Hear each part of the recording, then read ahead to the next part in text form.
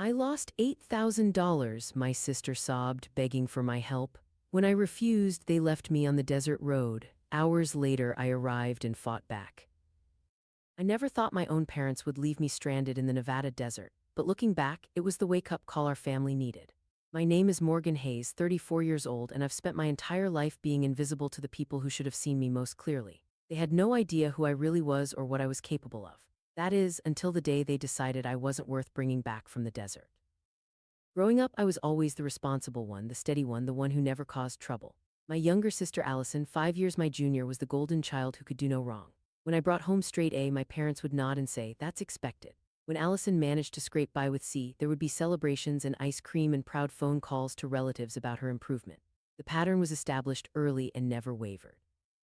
I still remember my high school graduation.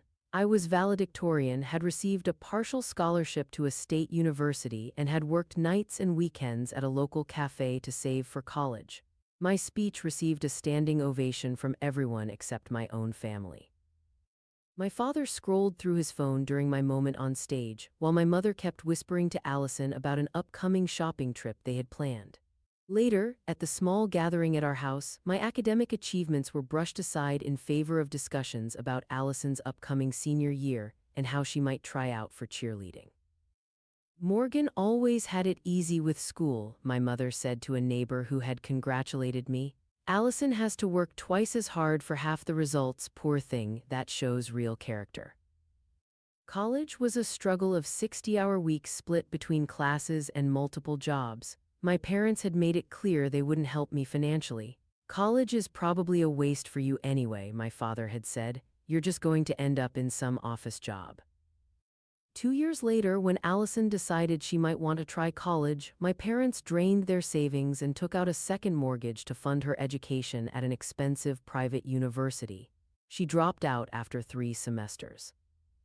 The stark contrast in how we were treated wasn't just about money or attention. It was about value. In their eyes, Allison had infinite potential that needed constant nurturing and support. I was seen as utilitarian, a workhorse who didn't need encouragement because I would succeed anyway, or if I didn't, it didn't matter much. The irony is that this neglect forced me to become fiercely independent and resourceful. While my sister floundered from one half-hearted venture to another, I was building something extraordinary. After college, I landed an entry-level position in the IT department of a small tech startup. I noticed a gap in cybersecurity solutions for mid-sized healthcare providers, an opportunity no one else seemed to recognize. I worked nights and weekends developing a proprietary security protocol that addressed this specific need. 6 months of sleepless nights later, I had a prototype that worked better than anything on the market. I pitched my idea to several investors using my mother's maiden name, Wells, as my professional surname. I didn't want my success connected to my family until I was ready. The third venture capital firm I approached offered seed funding, and Hazewell Security Systems was born. The growth was staggering. Within 3 years, we had expanded from 5 employees working in a cramped office to over 200 across 3 states. By year 5, we were valued at $500 million. As of last month, our valuation hit $1.2 billion, with over 500 employees in offices in 6 countries. I had become wealthy beyond anything my family could imagine. Yet they still thought I worked as a mid-level IT specialist at some tech company. Even as my company soared, my parents' financial situation deteriorated. My father had health problems that drained their retirement accounts. My mother's spending habits never adjusted to their reduced circumstances. Allison's gambling problem had emerged by her mid-20s, and my parents enabled her by constantly bailing her out. When I discovered my parents were 3 months away from foreclosure on their home, I anonymously arranged to pay off their mortgage through a complex series of transactions that couldn't be traced back to me. When my father needed heart surgery and their insurance wouldn't cover the full amount, I had my company's legal team create a clerical error that resulted in full coverage. When Allison's student loans went into default, I purchased the debt through a shell company and forgave it. They never knew. At family gatherings, I was still treated as the reliable but uninteresting daughter with the forgettable office job. My parents would casually ask me for small loans of a few $100s, never bothering to repay them. Meanwhile, they poured thousands into Allison's latest crisis, whether it was gambling debts, a failed relationship, or another abandoned career attempt. "Morgan doesn't need our help," I once overheard my mother telling a relative. "She's always been able to take care of herself. Allison is more sensitive, she needs our support." I maintained this exhausting duality for years, telling myself I didn't need their approval or appreciation. I had built an empire that helped protect millions of patients' private health information. I had a team that respected me, a beautiful home, financial security, but there remained a hollow space where family acceptance should have been. Last month, I received a surprising call from my mother. "We're planning a family trip to Las Vegas for your father's birthday," she said. "Allison thought it would be nice if you joined us." It was the first family trip I'd been invited to in years. Despite my better judgment, I felt a flicker of hope. Maybe this was a chance to finally connect, to be seen as an equal member of the family. I agreed to meet them there, booking my own room at the Bellagio rather than staying in the budget accommodations they had chosen. The first evening started pleasantly enough. We had dinner at a moderately priced restaurant which I secretly paid for by slipping my credit card to the waiter, and my father seemed genuinely happy to have both his daughters with him for his birthday.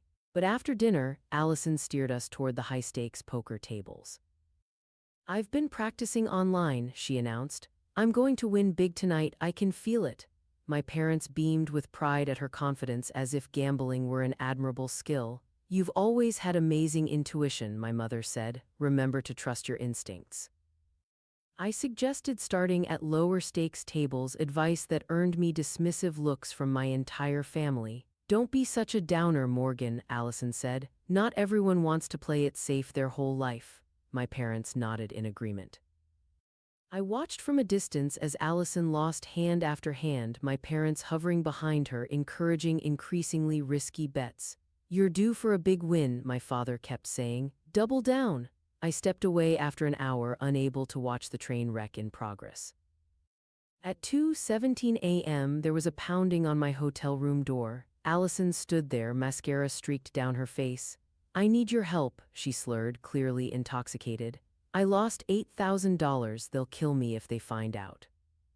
"Who will kill you?" I asked, alarmed.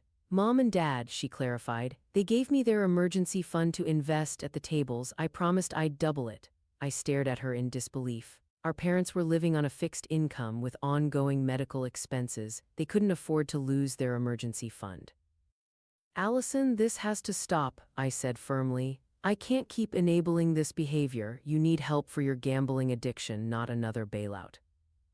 Her tearful pleading quickly morphed into rage. "You selfish bitch," she shouted in the hallway. "You've always been jealous of me. I know you have savings. You never spend money on anything. You owe this to me."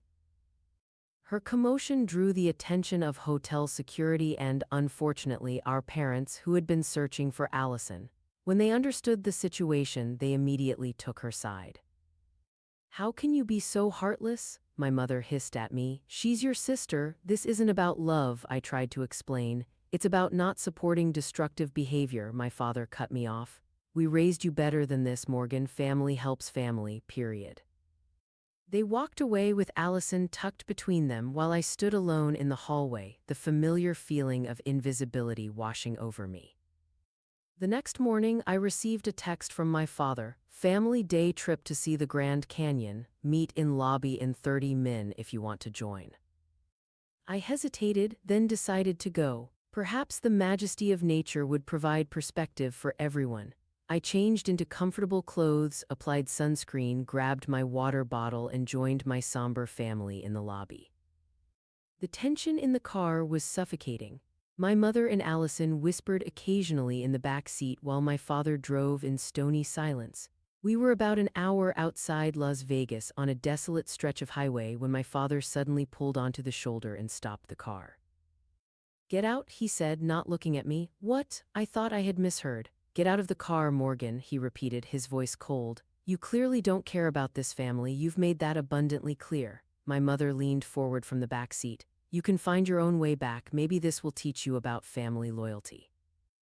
I looked at Allison, expecting perhaps a flicker of shock or concern, but she stared out the window, a small, satisfied smile playing on her lips.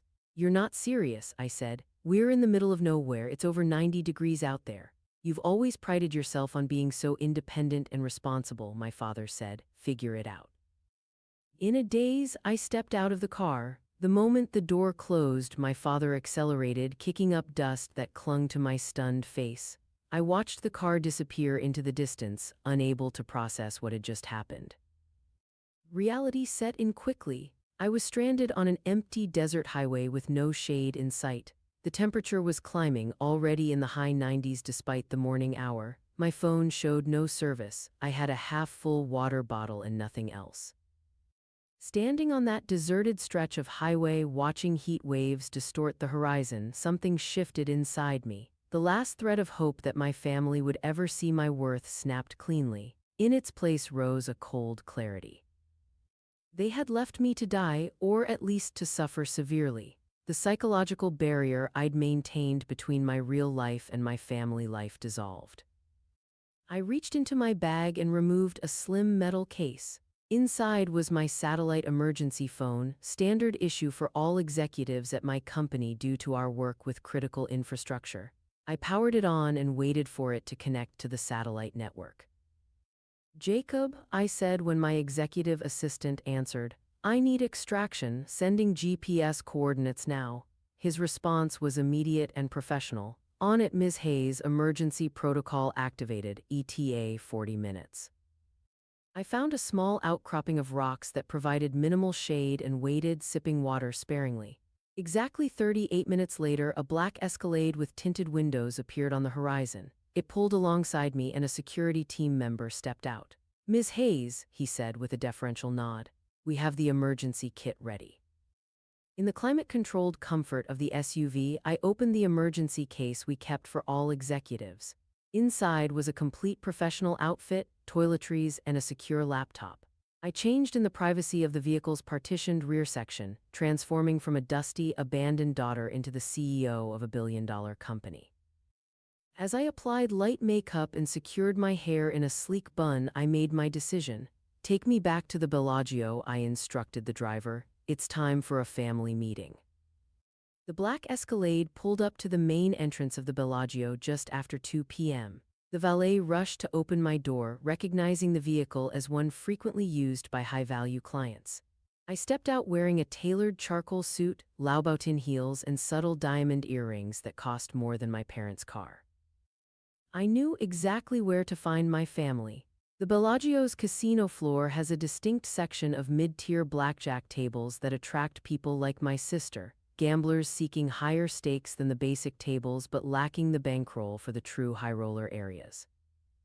Sure enough, there they were. My mother anxiously watched as Allison placed another bet, my father checking his watch with a worried expression. They had clearly been hoping I would somehow make it back to Las Vegas and rescue them from their financial predicament. I stood silently behind them for a moment, observing. Allison had just lost another hand and was reaching for the last few chips in front of her. No one had noticed me yet. "Ms. Hayes," the casino floor manager approached with a warm smile, extending his hand. "What a pleasant surprise. We weren't expecting you until next month's cybersecurity conference." My family froze at the sound of my name. They turned slowly, confusion evident on their faces as they took in my transformation and the deference with which the manager addressed me. "Morgan," my mother's voice was barely audible. "How did you get back so quickly?" Before I could answer, the manager continued. "Your usual suite is prepared, of course. The CEO block is always reserved for your company's executive team. Will you be needing anything special for your stay?" The color drained from my father's face. Allison's mouth hung open. "Thank you, Michael," I replied smoothly. "I'm actually here with my family today." I gestured to the 3 people staring at me in shock. "Perhaps you could arrange a private room for us to talk." "Of course, immediately," he responded, signaling to his staff. Within minutes, we were escorted to a luxurious private lounge typically reserved for whale gamblers. Once the door closed behind us, the silence was deafening. My family seemed incapable of speech, staring at me as if I were a stranger. I took a seat in a plush armchair and crossed my legs. "I think it's time we had an honest conversation about who I really am," I said calmly. "What is this?" my father finally managed. "Some kind of joke?" I removed my phone from my purse and pulled up a series of financial records.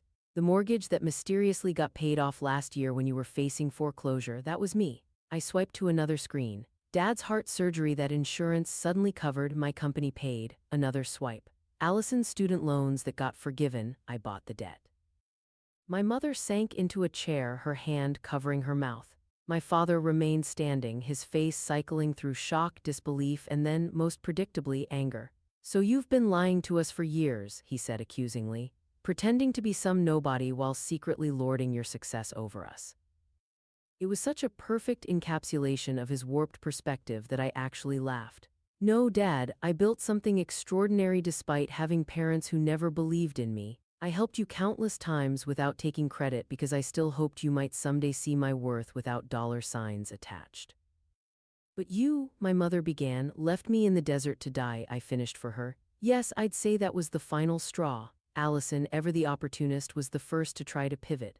Morgan, I had no idea they were going to do that. I would have stopped them." "Don't," I cut her off. "I saw your face, you were smiling." The conversation that followed was unlike any we'd ever had as a family. For the first time, I didn't soften my words or minimize their behavior. I laid out 34 years of favoritism, neglect, and emotional abandonment. I detailed the millions I'd made and the millions more I would make, all while they treated me as an afterthought. My mother tried to justify their behavior. "We were harder on you because we knew you could handle it," she said through tears.